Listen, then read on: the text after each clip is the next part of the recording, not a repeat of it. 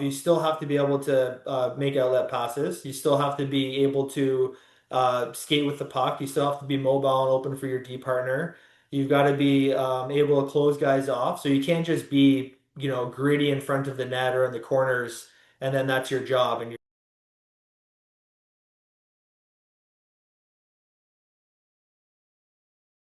Right into it with Dan Rogers. Dan, RX ReCourse. Dan has been in fitness forever. But before we get into that, quick little story how I met this guy.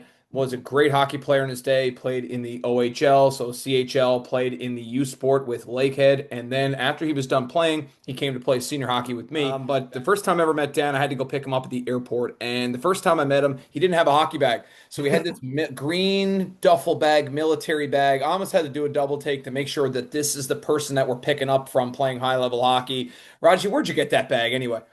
I don't know where I got the bag from, but I was like hesitant to go out. Thanks for having me, first of all. I'm great to be here. I was hesitant to even go and kind of make this journey out to Newfoundland. I didn't know what I was getting into. It was, it's now almost 20 years ago, and I just had what I had. I had recently broke up with my girlfriend at the time.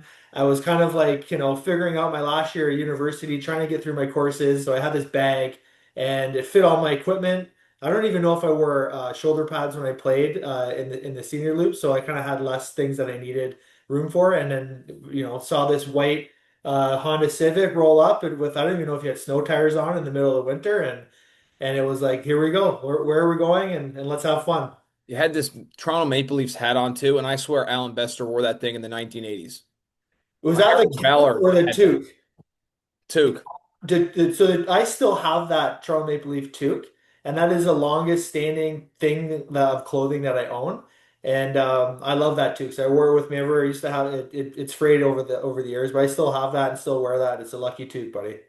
Big Toronto Maple Leafs fan. Dan lives in Milton. I'm still assuming you're living in Milton, In Ontario, Milton, yeah. right? And running RX ReCourse. Let's get right into that. This is an entrepreneurial venture that you've pursued. I'm really excited to listen to hear you talk about it. Yeah, so RX is a corporate health and wellness company, and we help corporate teams and individuals work and live better. That's very broad, but that is what we do. And we do that in a variety of different ways. We kind of go through the lens of what are the main things that people predominantly are maybe not paying attention to or need guidance and accountability with. Uh, Mindset, activity, nutrition. And which one do we start with? I don't know. And how do we start with that? I don't know. So we do a consult and we discover that stuff and then we move forwards. But that's what I've been doing. I love doing it. We opened it in 2020, April. So you can imagine what was going on in the world at that time. We wanted to get help to folks who needed it in corporate. My wife's in corporate. She kind of caught my eye with, there being a need, and we've been rolling with it ever since. Okay. And still involved actively in the hockey community, doing some work with the Milton Menace in the OJ. I know there's been a lot of changes in the names of the leagues. There's the NO, there's the Noj, there's the Goj, there's the OJ. You're still involved with the Milton Menace. What are you doing with Milton? Milton Menace is awesome. So, first of all, just a shout out to the Milton Menace ownership team. Jason Triflin's at the helm there.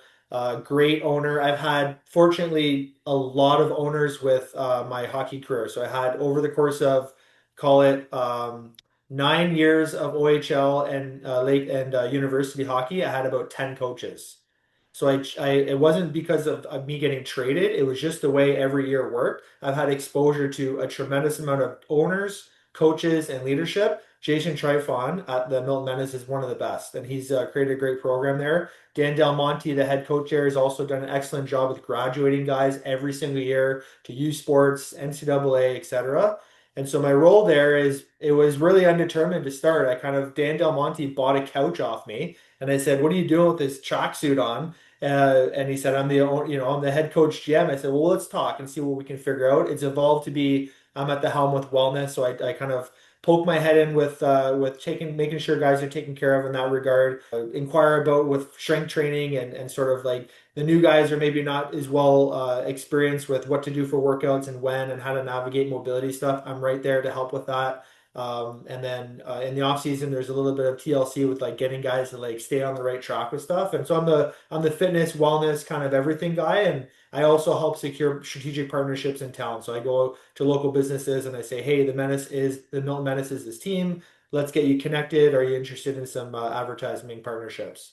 Funny how that works. Like junior A is a little bit different than major junior, and same thing as you move up the levels, D1 pro. You have junior A, you're a man of many different masks, so to speak. Like you're not just going to coach a team most of the time. You're a coach and GM, and probably doing something with the billeting. And then if you're, if you're working in exactly, you're working in wellness. But if you're at the NHL level, there's probably a nutritionist. There's a health, they've got 15 different coaches doing what one person does at the junior A level. So it's good for from your perspective where you get to see like holistically, you get to see a lot of different things and that's going to transition me into my next question, Dan. You and I played back in the early 2000s. See, again, it seems like a really long time ago now. What's the difference between an athlete today that you're working with Milton and an athlete back when we were going through? You want to be honest? They don't go out as much. Uh, They just don't. And they are probably taking more overall. If you have a roster of 20 guys, of those 20 guys, a lot of them are probably having more smoothies. There's probably more screen time. There's probably less social where you're going out with the guys and not knowing what's going to happen for the night or just being together. Like there's still a lot of togetherness, obviously, with these groups.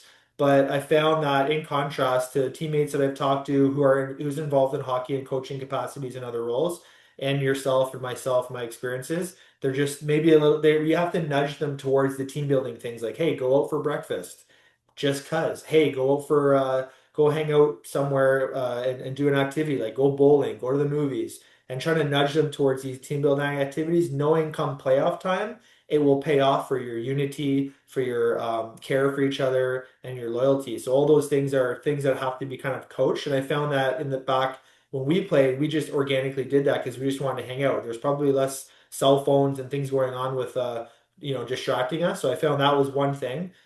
Training's different. So training now, they're so much faster. We're all saying, oh, I remember 2, 3 years ago, I said, well, you guys need to hit more. And the guys looked at me like I was 80 years old. It's like, we're way faster than you were playing. It's harder to hit people because they're moving quicker, but also you're receiving that hit. Even if you're giving it, there's more impact from hitting. So hitting in general had a little bit of a dip, and now it's kind of escalated because the menace are menaces. Physicality is a big part of their DNA. When we played, I feel like there was just like a lot. There was rare to have a guy in your team that wasn't engaged physically. Almost everybody was either in the corner or open ice or some capacities. Those are a couple things off the top of my head that I could think of. I think hitting has changed. I think hitting now is more like I'm just going to take somebody off the puck. I'm going to shove them. I'm going to sting them after they make a play. I'm just going to just give them hands. Just redirect them, reroute them. It's not a big, humongous hit. And part of that too is open ice hitting has really been out of the game since you and I played. You just Yeah. don't see as much because guys get fined, guys get suspended. Everything's a head hit or a knee or your principal point of contact is the head because it just happens so fast. You're Yeah. not trying to take the guy's head off. You're just trying to hit him, but it's just in the middle of the ice. It's so difficult to hit someone shoulder to shoulder there or shoulder to chest, and you get some size differential. It is really, really hard. So I feel like hitting now from a coaching perspective, I'm teaching it more as after you make a pass, I want you just to shove that person, just reroute them, slow them down so they can't just go full bore in on our D. It gives our D just a little bit more time. And I wish I had done that more as a player. I probably would have saved you a few hits down the corner from Darren Lang. Yeah, exactly, exactly. Well, we were able to hook people back when we played still. So it wasn't phased out yet. So there was a hold up for your D partner and some things that help protect the players. But we talked offline here beforehand about the stats analysis of the shot attempts versus the actual shots they get through. And it would be the same as a another point for your question is that there's just more statistical analysis, there's more video coverage, there's more interpretations, there's more metrics for a player to sit down on to be able to digest with their coach or their assistant coach going into the next game. Where we did have some of that stuff, there was some video and there were some nuanced parts of the game that you could analyze, but I think it's just superseded what we had access to in a way that players now pay attention to that stuff more. I had a billet here this past year, and so the way he speaks about hockey is completely different. It's all systems, it's all metrics, it's all what the strategy of the other team is, and in contrast to what they're going to do in execution on that stuff. It's not just Don Cherry, we're going to go get them and work harder than them. It's a lot more detailed on how they approach the game. So that's another kind of point to your question. Well, you're watching the NHL now, and as soon as the player comes back to the bench, they got the iPad right there. Why do Yeah. you think about that personally? Like to me, I think it's good, but it's also can be a bit of an analysis paralysis situation where when you make a mistake, for me, I kind of wanted to forget about it and think positive things, not kind of relive it. I know I made the mistake. Going back to watch it again sometimes, I can get in my head pretty quick. So, what do you think of that? I think so. I coach lots of people, and I had a conversation today with a client where I've got an app that I use for my online clients, and he was getting worked up a bit about having to input information into the app to add to his day, and that process is stressing him out. So I think technology and the interaction you have with it is dependent for the person. Some people can take that on, interact with it, and it's easy and it works for them, and there's not a big kind of burden to their brain and to how they operate. And then some people will take that and think, oh my gosh, this is too much analysis. I'm feeling frozen. How am I going to go perform? And they need to maybe be a more organic version of themselves as they navigate their game. I think you just have to kind of play off the personality for how much or how little you're going to interact with those things on the bench. Well, that's just another thing that changes is that technology, each person is different. I think each player gets coached differently now. Years ago, it was more of a one size fits all. You were either treated poorly, and the better players were generally treated even worse. Now Yeah, it's more like it's more of an individual. I have to tailor how I coach each person because some people might have a medical condition, other yeah, people might have anxiety. This other person wants to be yelled at. I think as a coach, when I coached under 15, we would meet with the players before the season started and just go over, okay, how do you like to be coached? Do you yeah, like to be, some people like to be yelled at, and I'm like, it's not really my style, but if that's what gets you going, that works for you, then okay, I'll mix it in. yeah, But a lot of players now, like they don't like that. They would, they want to be treated like a, like a human being, so to speak. But yeah. years ago, like I mean, we get yelled at. You get, like how they treated us back then was a lot different, and you just can't do that now. So that's one big thing I feel is different. But also one big thing that's changed is the position of defense. And you were a great stay-at-home defenseman. You had your points too, but you would probably be known in your career as somebody who was more of like move it up and let the forwards do their thing. Do you Yeah. think that that player has changed a little bit and the game has changed for D? I think the player has to like the player like myself, you still have to be able to make outlet passes. You still have to be able to skate with the puck. You still have to be mobile and open for your D partner. You've got to be able to close guys off. So you can't just be, gritty in front of the net or in the corners, and then that's your job and you're chipping pucks out all the time. Like you need to keep up with the increased offensive capacity of the other players up front. Because I think that the transition I'm so grateful for being the age that I am and having gone through hockey at the age that I was because I felt like I had a pull from like the old school hockey era and then it merged into when we played where there was kind of like it was trending towards kind of not favoring but there was just more skilled guys and then it's gone and blossomed into what it is now and I was like well as that transition happened D-man had to continue to be defensively responsible and positionally well and tough to play against but they had to be able to move the puck, and that's always been the case. You still have to get it up to the guys who are going to be able to score goals for you. So I think like as a player like myself, I always kept that at top of mind. I was like, I need to get it to guys like yourself. And the line that I'm seeing is on there, not maybe not the fourth line, but I would say like first, second, third. I'm going to get that up to them. Fourth line, maybe I'm going to go for a rush. So it's always reading who's on the ice with me with what I'm going to be doing, and then obviously like you do with hockey, contrasting now with who's on the other side, and kind of how much wiggle room you have for certain things. So yeah, it's always part of it. Just it's evolved a little bit that way, but I think D-men now still have to you still always have had to be like an electrician, outlets the whole time, be able to get it to the other guys. And you were a tremendous puck moving defenseman. Always enjoyed playing with you. Dan was a righty. And a quick little brief, let's go over it. You played in the O. Yeah. What teams did you play for? Any great NHL players that you played with? Yeah, so I did a year when I was 16 with Georgetown Raiders, and then I did a year and a half to my drafted team, Owen Sound Platers. They're now the Attack, and they were the Attack as I transitioned into them. Got traded with my good buddy Dave Edgeworth. He owns a gym up in Waterloo now. I actually work with him now a little bit. We do some consulting together to Belleville. And then after that, another year in Georgetown. So I had like a 5-year period where there was 3 years in the middle. Matt Stajan, Cody McCormick were some good guys. My roommate was Brad Richardson. He was a longtime player, won a cup with LA. Great guy too. He was a Belleville native, so when he had an injury one year, and we got to connect again after we played together. But a couple guys out in Owen Sound. I would say that's kind of it in terms of like higher level. And I will say that the guys that did make it, this was a thing that I don't know if this occurs anymore, but Matt Stajan signed. And I'd been teammates with him for 2 or 3 months when I got traded there. He took everybody out to Kelsey's, paid for everything. We went out for the night, paid for everything. And then he paid for tickets for about 8 of us to come to a Leaf game of his. It was an hour, 2 hours from Belleville, paid for everything. And just like that was his leadership type, thing that he did and a nice and kindness to the rest of the guys that he played with. Corey McCormick's got his signing bonus, same thing. Took the guys out, said get whatever you want. Montana's was where we went or whatever it was. Same thing, took the guys out for the night and just like in kindness to the teammates. I remember that as being things that those guys who went on to pro did.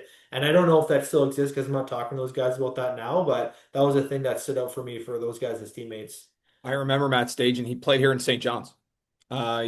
He played with the Baby Leafs, a solid, had a great career, two-way player. Played with Calgary a little bit. For those of you who might not be familiar with him, but he was a really solid 200-foot player. Players like him, I feel like, are starting to come back a little bit, Raji. Where, for a while there, it was like run and gun, Tampa. Like I think it's a copycat league. The NHL league is Yeah. like if you're having success, then okay, I'm going to try to find players like that. And right now, Florida are being really successful with the bigger, stronger, more physical guys that can get in on the forecheck, but can still play. And I feel like Yep. Stajan was kind of like that. Was a guy, very north-south player in the NHL level. And in junior, he was probably a guy that put up 150 points a season. And this is the thing which we try to teach kids, like you might be a 150 point guy in junior A or major junior, but when you go to the NHL, everybody's really, really good. Like for you Yeah. to be a top six forward at the NHL level, you have to be otherworldly skilled. You have to be a guy like you have to be a kid that probably scored 500 goals in Yeah. under 15 AAA. Like, it's such a worldwide game. So how do you find a way to get your lineup spot and keep that lineup spot? Like it's a sacred place to have your name on a CHL roster and you're in the starting six on the back end. It's so sacred. Like appreciate that. Don't take never, never take that for granted. Your coach has to know that your coach has to trust you, I think, and in the variety of situations that you're put into, build some trust. They have to like you. I think they have to just have they have to like you as a probably as a person and as a player to know that if you do have some friction or you kind of are troubleshooting that you're going to figure it out. So they have enough confidence in your ability to figure things out if you don't have a perfect game. And if the coach doesn't really have that through talking to you and kind of gains an idea of your intelligence and gains an idea of your ability to troubleshoot or develop or evolve, then they probably will kind of pull back on some opportunities, I think. And that's, you're only going to put somebody, you want to put people in positions to have success. So as a coach looking at that for sure, that was part of it. Matt Stajan was just, and many other guys. Obviously, there's hundreds of guys that make it, and you're talking about just being smart. So he was just always thinking about the game and the scenarios and everything. And many other guys do this too, but he was always in good spots. He was always, who am I playing with and how can I best complement them on the ice? Every shift, all the time. And he was good at ribbing guys about like getting the best out of you, but also making it feel like it was a joke. But he was very, smart. He was a very smart guy. And I remember that very vividly. Other guys maybe weren't that as they navigated the pro ranks and they got there on brute, force and they got there with different ways. But Matt Stajan was one of the guys that was super intelligent from my recollection, and he was good. So I tell guys too because I help with prospects camp here for the Menace, and every single person at prospects camp is the best player on their team from the year before. Like they were AAA, U18, they're the best, or junior B, and they were the best. And I go in there, I go, you guys are all the best of wherever you're coming from, but you're going to a league that is full of that. And guys that are barely on the roster for the team were the best player on their team last year. So just like giving that some kind of recognition and appreciation, and trying to build up trust in the person that's making the decision on your ice time, trying to kind of be in constant growth mindset in terms of how you're evolving as a player, and what kind of additional useful things you can add to your game, and constant grind on improvement, constant grind on evolution is a thing that I think helps the young guys. I think that today's 2025 with the CHL, the NCAA rule changes, I hope that more kids follow what you just said. Just because I didn't play that shift or I sat for a period or I didn't play as much doesn't mean that the coach doesn't like you. If they have good dialogue with you, they're always chatting with you, they're taking extra time with you, they drafted you, they probably like you, and that maybe they're testing you. And I Yeah. feel like coaches tested me when I was younger, and I didn't understand that. I just hope that maybe with more podcasts and more things like this, that people, especially from a small place like Newfoundland, they understand that sometimes the coach is just seeing if you won't make it, like, do you have it mentally? And I'll use this as an example story. One of the guys that owns Vision Hockey Group, he was applying for jobs with the NHL. He was with the Milwaukee Admirals in the A for a while, and then he was trying to make the move up to the big club. So he was applying for some different jobs, and one team sends him this video, and it's grainy. Like, it's like not very good quality. It's like 1975 quality when we're dealing in 2025. And he's thinking, are they just like, what's going on here? Like, geez, you know what? They're not sending me great tape. Maybe it's not. He goes, he finds the tape somewhere else, and then when he interviews with him, he goes, "This tape, you guys did this on purpose, didn't you?" And they're like, "Yeah, we gave you the grainy tape on purpose to see if you were resourceful." Yeah. So, for whoever's watching this, be resourceful. Never Yeah. just look at, like, coaches might be testing you, and okay, maybe I'm not playing that shift or that period. Okay, how do I get back in the lineup? How do I play a little bit more? Don't think, oh, I'm just going to go and play for another coach down in D1, or you know what, major junior's not for me. I sat for a game. I'm just going to go and sign with Michigan State or Michigan Tech or somebody. Like, do you think that the game is going to go that way a little bit too much, or what do you think on that? I don't know where it's going to go, but I think your general message is one that is consistently broadcasted with kids. I've seen it play out too many times to think otherwise, that you got to stay with it. It's not, your career is not this year. Your career is literally in a collection of years and a collection of seasons, and you have a long runway, even if it's just a junior age guy. So it's like coming in as an '07 into the junior ranks right now, you'd be a younger player. It's, you're not defining everything right now, but you do need to be in a constant growth mode. If you don't stretch, if you don't game prep, if you're on your phone too much, if you're doing social media more than you're doing workouts, if you're staying up late playing video games, if you're doing all this stuff, you won't progress and get any further. And in contrast to somebody of equal skill who is doing all the good things. So it's like the constant growth mindset for young people is very challenging, because I didn't have examples of, or we didn't have examples of that on screen to just look at and feel like we were doing the work. Like we actually had to go do the work, and kids are, there's lots out there that are, but there's so much more interference for kids these days. So the message of like, you have to, how can I improve? How can I involve? How can I take constructive criticism? How can I use what that was coming to me in a positive way to get better? Having some faith that the person that's giving it to me, my coach or mentor or whatever, is doing it to help me to get to that next level.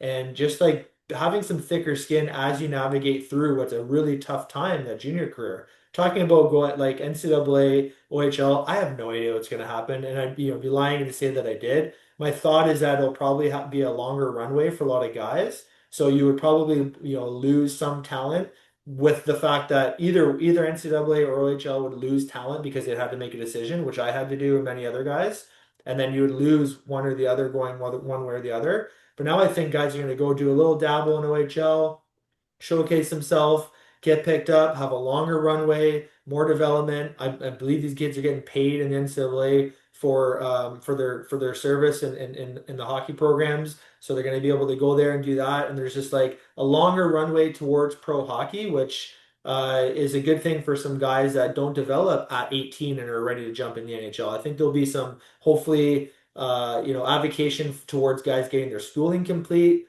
like not having it be a rush. I could tell you firsthand, Piercy, like my schooling was messed up because I was leaving my high school that I was at, going to a new high school, and then I got traded when I was doing my OACs, which was old grade 13. Right now. And I went to from a place that had curfew to a place that had no curfew. And it was like a different culture, and it was just like very challenging, as it is for lots of kids at that age, to finish schooling. So I think it's just hopefully going to be a longer runway for kids to be able to have long-term success, get your school done, have yourself not feel like you got to get to the pro ranks right away, and hopefully that's what the goal is there, and hopefully that's what happens. I think you always got to give something 5 to 10 years to see how it plays out. Like the NCAA CHL relationship, it's so new that we don't really know. Okay, we're kind of seeing some trends where some of the 18, 19s, 20s are going to D1 there, and the 16s, 17s that were maybe committed to D1 or playing the USHL are now coming to Canada to play in the CHL. So you're seeing some that's a dynamic now, but that could change 6 months from now. That could change a year from now. One thing I think kids have to understand is they have to keep getting better. And just because things don't go well in one place doesn't mean it's not the right place. It Yeah. can be, okay, maybe I'm not playing overly well this month. Doesn't mean I'm going to go jump ship and transfer to this other place because I'm not starting. I wasn't just given the starting job. And life doesn't work that way. It might be given to you for a little bit, but then eventually you're going to have to earn it to sustain it. And I've always said the hardest thing in business, the hardest thing in hockey, the hardest thing just about anything is sustaining. Is once Yeah. you get to this point, okay, I'm playing, I'm on the second line, I'm on the first line. How do I stay there? I don't just get comfortable. My contract says I can be comfortable. I got the cushy office, I got the cushy corner office. I'm never comfortable. I'm not satisfied. I just want to keep on getting better and better and better. And that's why I think Tom Brady lasted as long as he did. And I think Yeah. you have to be like that in if it's hockey, badminton, soccer, I don't care what it is, you got to be like that.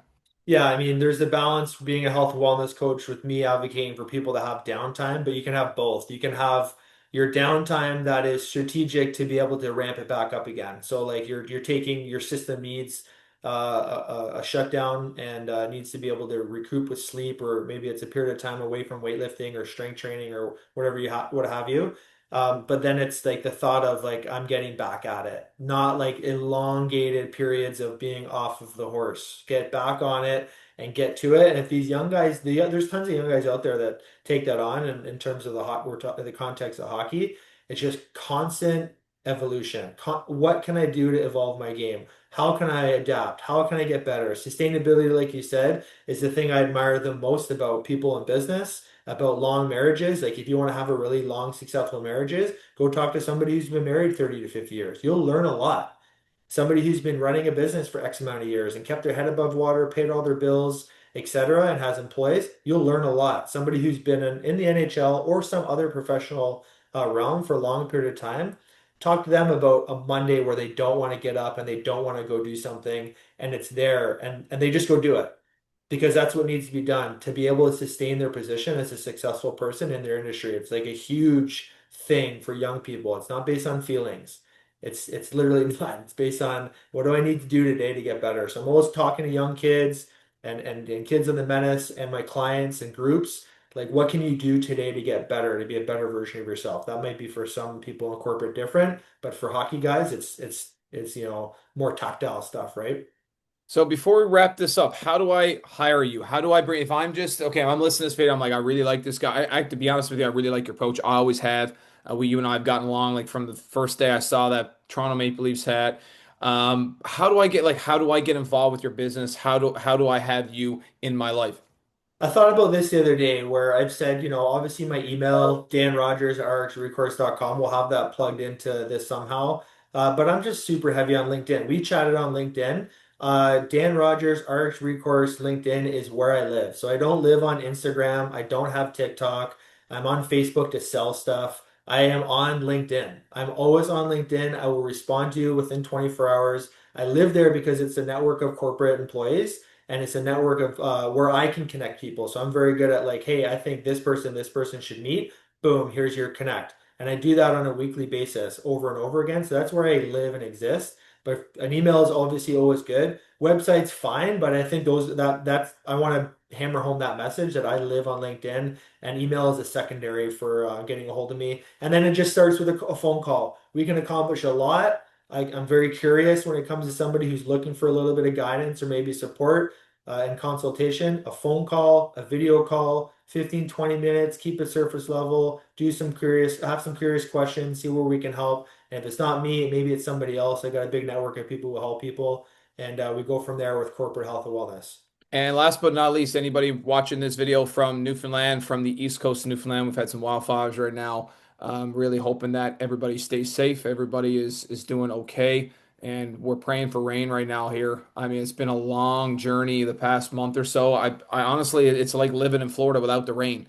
It's been crazy. It's been 30 plus degrees here, and I've had a few wildfires here in this area. So hopefully we get some rain. There's forecast on Friday, so hopefully everybody's staying safe.